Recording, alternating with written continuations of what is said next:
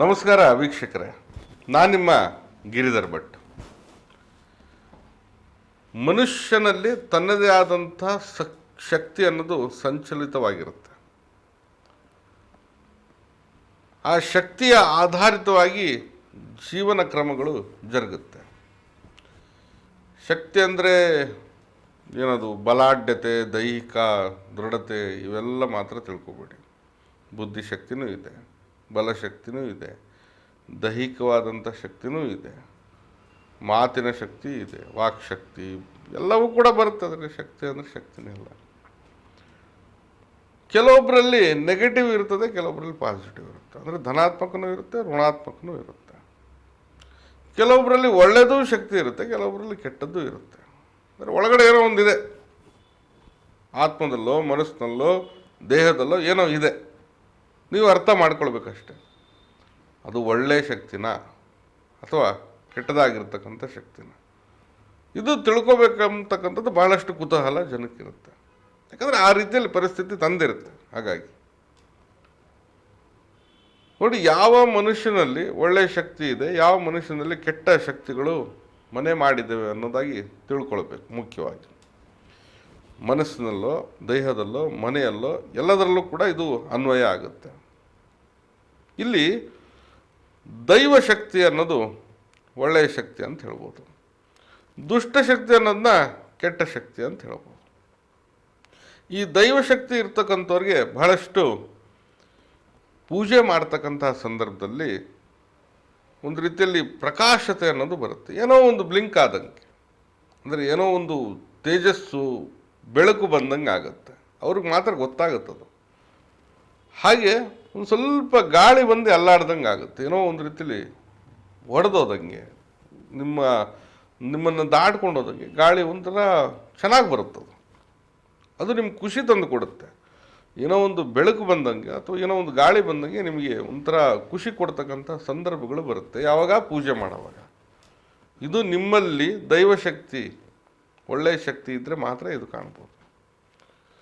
ಎರಡನೇದಾಗಿ, ಸ್ವಪ್ನದಲ್ಲಿ ದೈವವನ್ನು ಕಾಣ್ತಕ್ಕಂಥದ್ದು. ಮಲಗಿದಾಗ ಕನಸಿನಲ್ಲಿ ದೇವ್ರ ಜೊತೆ ಮಾತಾಡ್ದಂಗೆ, ದೈವದ ಜೊತೆ ಕನಸು ಬಿದ್ದಂಗೆ, ಯಾವುದೋ ಗುಡಿ ಗೋಪುರಗಳು ಬೆಟ್ಟ ಗುಡ್ಡಗಳಲ್ಲಿರ್ತಕ್ಕಂಥ ದೈವಗಳು ಬಂದಂಗೆ, ದೇವರು ಕಂಡಂಗೆ, ದೇವಿ ಜೊತೆ ಇದ್ದಂಗೆ, ನಮಸ್ಕಾರ ಮಾಡ್ದಂಗೆ, ಭಕ್ತಿಯಿಂದ ಪೂಜೆ ಮಾಡ್ದಂಗೆ ಇವೆಲ್ಲವೂ ಕೂಡ ಬರ್ತಾ ಇರುತ್ತೆ. ಇದು ಕೂಡ ದೈವಶಕ್ತಿಯ ಇದು ವಿಚಾರ ಅಂತಲೂ ನಾವು ಹೇಳ್ಬೋದು. ಜೊತೆಗೆ ಯಾವುದಾದ್ರೂ ಒಂದು ಸಂದರ್ಭದಲ್ಲಿ ಅಲ್ಲೇನೂ ಇರೋದಿಲ್ಲ, ಯಾವ ಹೂ ಇಟ್ಟಿರಲ್ಲ ಅಥವಾ ಪರ್ಫ್ಯೂಮ್ ಇರೋದಿಲ್ಲ, ಸುಗಂಧ ದ್ರವ್ಯಗಳು ಯಾವುದೂ ಇರೋದಿಲ್ಲ, ಆದರೂ ಕೂಡ ಸುಗಂಧಿತ ಪರಿಮಳ ನಿಮಗೆ ಬರುತ್ತೆ.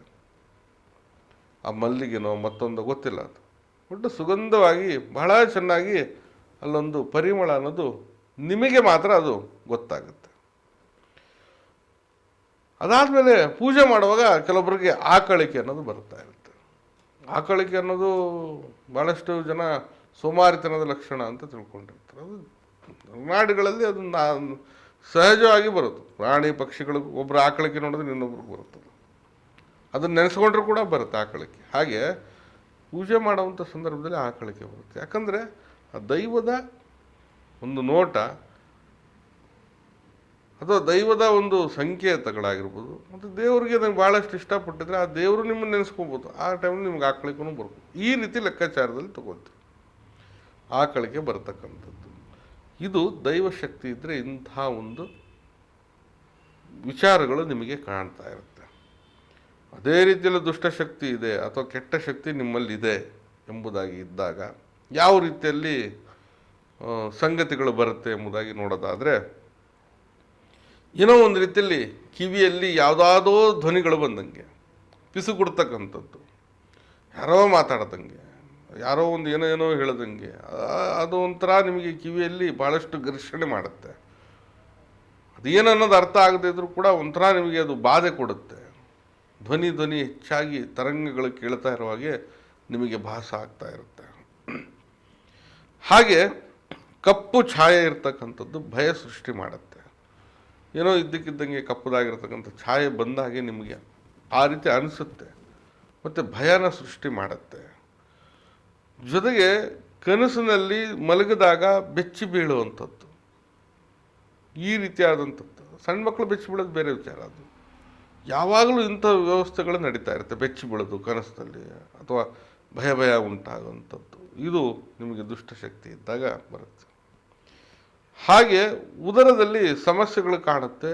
ಹೆಚ್ಚಿನ ಆಹಾರ ಸೇವನೆ ಅಥವಾ ಅಜೀರ್ಣದಂಥ ಸಮಸ್ಯೆಗಳು ಉಂಟಾಗುತ್ತೆ. ಅಂದರೆ ತಿನ್ನೋದು ಒಂಥರ ರಾಕ್ಷಸ ಥರ ತಿನ್ನೋದು, ರಾತ್ರಿ ನೋಡಲ್ಲ ಬೆಳಗ್ಗೆ ನೋಡಲ್ಲ, ತಿಂತಾನೆ. ಇದು ಕೂಡ ಇದು ಕೆಟ್ಟ ಶಕ್ತಿ ದುಷ್ಟಶಕ್ತಿಗಳಿದ್ದಾಗ ಇಂಥ ಒಂದು ಸ್ಥಿತಿಗಳು ಬರುತ್ತೆ. ಅದೇ ಒಳ್ಳೆಯ ಶಕ್ತಿ ಅಥವಾ ದೈವಿಕ ಶಕ್ತಿಗಳಿದ್ದಾಗ ನಾನು ಮೊದಲು ಹೇಳಿದ್ನಲ್ಲ ಆ ರೀತಿಯಾದಂಥ ಒಂದು ಸ್ಥಿತಿಗಳು ನಿರ್ಮಾಣ ಮಾಡುತ್ತೆ. ಇದರ ಮೇಲೆ ನೀವು ಯೋಚನೆ ಮಾಡಿ, ಯಾವ ಶಕ್ತಿ ಏನು ಎತ್ತ, ಹಾಗೆ ಅದರ ಬಗ್ಗೆ ಪರಿಹಾರ ಮುಂದಿನ ದಿನದಲ್ಲಿ ನಾನು ತಿಳಿಸ್ತೀನಿ. ನಾನು ನಿಮ್ಮ ಗಿರಿಧರ್ ಭಟ್. ನಮ್ಮ ಕಚೇರಿ ಅಥವಾ ಮನೆ ಬಂದು ಜ್ಞಾನಭಾರತಿ ಯೂನಿವರ್ಸಿಟಿ ಕ್ವಾರ್ಟರ್ಸ್ ಸರ್ಕಲ್ ಬೆಂಗಳೂರಲ್ಲಿದೆ. ಬರೋರು ಮೊದಲೇ ಸಮಯವನ್ನು ನಿಗದಿಪಡಿಸ್ಕೊಂಡು ಬನ್ನಿ. ಬರಲಿಕ್ಕೆ ಸಾಧ್ಯ ಆಗಿಲ್ಲ ಅಂತಂದರೆ ಈ ಕೆಳಗಡೆ ಕಾಣ್ತಾ ಇರ್ತಕ್ಕಂಥ ನಂಬರಿಗೆ ಕರೆ ಮಾಡಿ ಮುಕ್ತವಾಗಿ ಸಮಾಲೋಚನೆ ಕೂಡ ಮಾಡ್ಬೋದು. ಶುಭವಾಗಲಿ. ನಮಸ್ಕಾರ.